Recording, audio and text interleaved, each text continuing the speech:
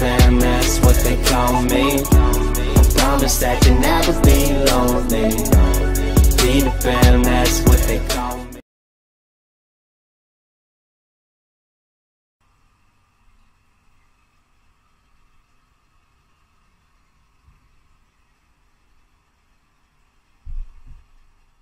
Hi guys. Hello, good morning. So, welcome back to our channel. Today, ang gusto kong i-share sa inyo is kung paano gumawa na quick and easy puto. So, Easy puto. Easy puto. So, ito yung mga kailangan natin. Meron tayong, syempre, paglalagyan natin ng ating mga ingredients. And then, yung hulmahan, syempre. And then, ito sifted flour na to. Sure. So, cake flour ang ginagamit ko. And then, salt. Pinch of salt lang naman. I got this one. Baking powder. Then, sugar. Water. Fresh milk. Any milk pwedeng ibap. Nasa sa inyo yon. And then, melted butter. So, minelt ko na siya. Pwede rin yung room temperature na butter, pwede na rin yun. So, it's up to you. So, ayan yung mga ingredients. Pero, ilalagay ko naman yung description, yung recipe sa description down below para at least masundan nyo. Kasi itong gagamitin kong recipe dito, double na to sa recipe talaga. Kasi meron akong order today, so I'll be making 50 pieces ng puto. So, gusto ko lang i-share sa inyo yung recipe at very, easy and quick talaga.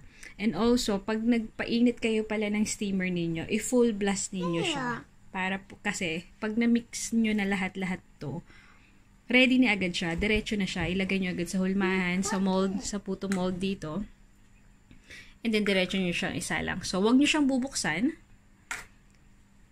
Para at least hindi siya bumagsak. Kasi once nilagay nyo siya, aangat agad yung puto na yun para magkaroon siya ng shape or magkaroon siya ng magkaroon siya ng opening doon sa ibabaw. Yung bumubukas siya sa ibabaw, parang star ganun. Di ba? Ganda na itsura pag kumagana sa ibabaw.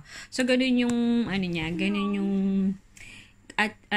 look na i-achieve natin kasi mas maganda siya, basta mas maganda tignan. Then, pwede nyo siya lagyan ng cheese on the top. Ito may cheese din to on the top. Any cheese naman for na gusto niyo pwede. Ito yung gagamitin kong steamer.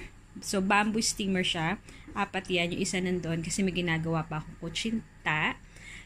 Tinatapos ko lang yung kutsinta ko and then puto na isusunod sa salang. So, 4 siya. So, ayan.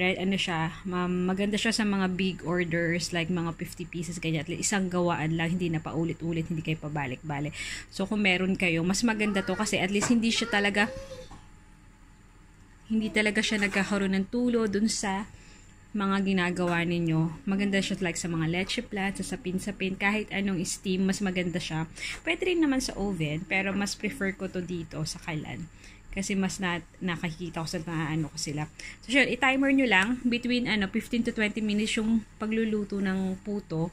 Pero after 15 minutes, silipin niyo. Pag okay na siya, hanguin nyo na siya, hindi maglagay kayo ng panibago. Pag hindi pa, leave nyo muna for another 3 to 5 minutes. So, every now and then, after 15 minutes, dun nyo tignan. Pero, wag nyo tignan pagkasalang ninyo. Kasi, babagsak yung puto ninyo pag lagi nyo siya binubuksan. Kasi, nawawala yung init ng steam nyo ng ganyan.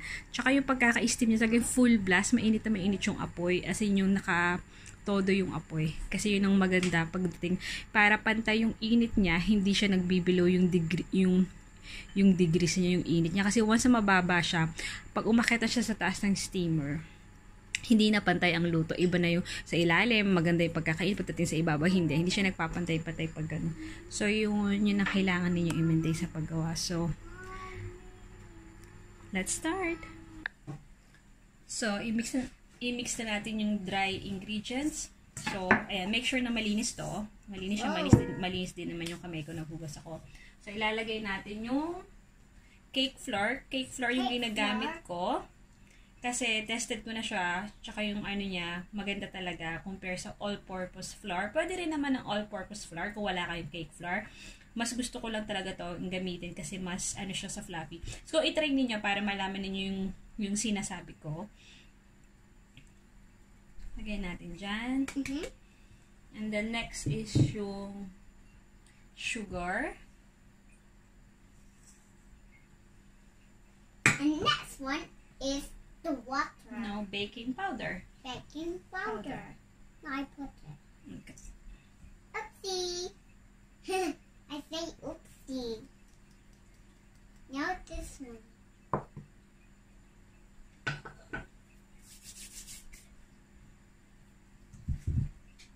And then yung salt, pinch of salt lang. Pipinch lang tayo. Pinch. Konti lang.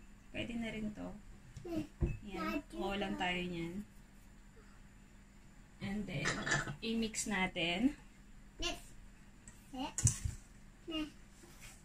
Take turns. Take turns and then. Mommy, help me. Pagkatapos nyo na i-mix yung dry ingredients, lagay na natin yung wet. So, unahin natin yung water. Water.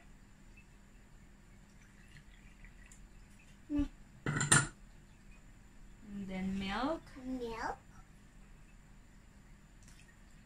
Again guys any milk na pwede nyo, pwede dito gamitin ng iba. Pang ginagamit ko, fresh milk. And then yung Slice. melted butter nyo. Now, let's mix. Ngayon, i-mix na natin siya.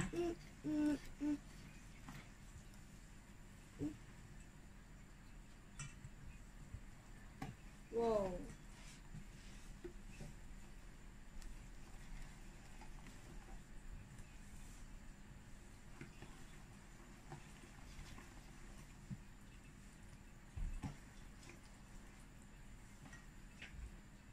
Miss, stop.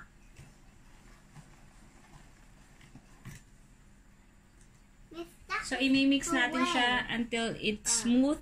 Pag smooth na siya, you stop. Kasi, hindi naman din natin siya pwede i-over-mix kasi papangit din siya, babagsak din siya. So, i-mix ko lang to and then babalikan ko kayo. So, ayan guys, na-mix ko na siya. So, ayan nakikita niyo siya, smooth na siya.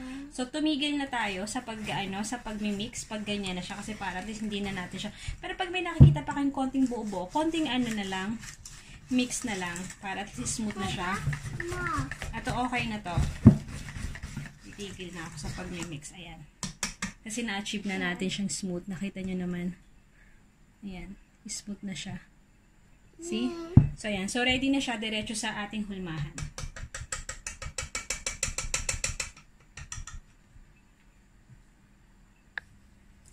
So, sa naman, kung nagbebenta kayo ng puto or pangbahay lang, pwede naman kahit hindi na kayo gumamit ng measuring cup. Pero since kasing pambenta ko siya, so gumagamit ako neto ng tablespoon para at least pare-pareho siya ng sukat kung ilan man yung ilalagay ko dito sa hulmahan niya. So ayan, iano lang natin siya dito sa tablespoon ang gamit ko.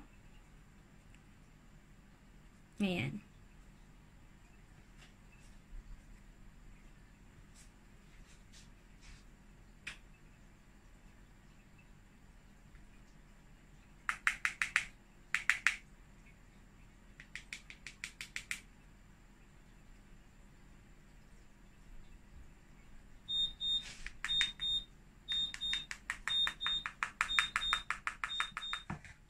So, 2 tablespoon to. So, gawin lang natin siya sa lahat.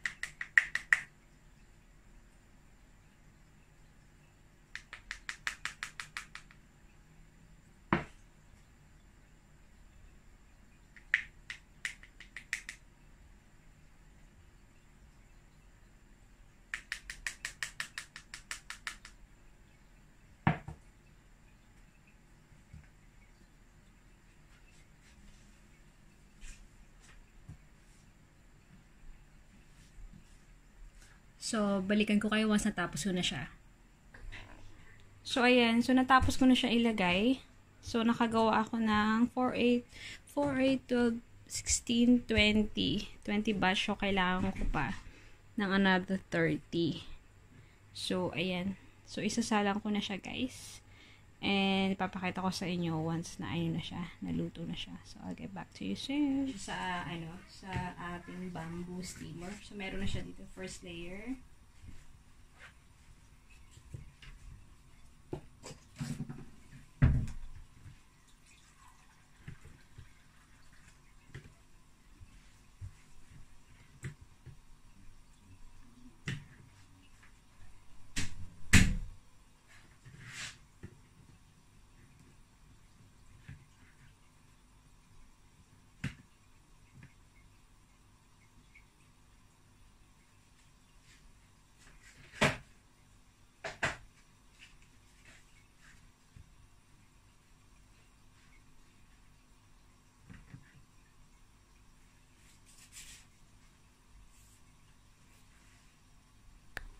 So, ganyan siya. Huwag nyo siyang pagpapatong-patungan kasi aalsa pa siya. So, ayan. Ayan yung nasa ilalim. Ito yung second. Then yung third. So, dadagdagan ko pa siya kasi since may ready naman na tayo. So, I'll get back to you once na nilagay ko na siya. So, ayan. Pag nakita nyo siyang, ayan, bumuka na siya, diba? So, nilagay ko na yung cheese. Sandali lang to, as in seconds lang siya kasi mild cheddar yung ginamit ko. So, sobrang bilis niya matunaw. Ayan, o. Inalis ko na nga siya, pero tignan mo, yung steam niya, sobrang kumalat na siya agad. Pero kung may ibang cheese kayo na gagamitin, mas maganda yung hindi mabilis matunaw. Para at least mas maganda rin siya tignan. Pero ito, ayan. So, ayan na. Nung na-steam na kasama yung cheese. Pag naglagay kayo ng cheese, seconds lang talaga siya. Kung mild cheddar yung gagamitin nyo, kagaya nito. Kasi pag sobra siya sa like few minutes or 1 minute nyo siya nilagay, ganyan siya. Nag-i-spread siya ng ganyan. So, yan. Ganyan. Kahit makapal yung hiwa ninyo, ganyan na nangyayari. So, pag medyo seconds lang, ganyan lang siya. Parang nainitan lang siya. So, ganyan lang ang mangyayari sa kanya. So, ayan. Ayan ang aking puto and then kutsinta order for today. Pero yung yung recipe na ng puto, ilalagay ko na sa description down below. So, para at least maano ninyo kung nagre-negosyo din kayo sa bahay. So, you can make this at home or pangkain nyo lang kung mahilig ka talaga kayo magluto.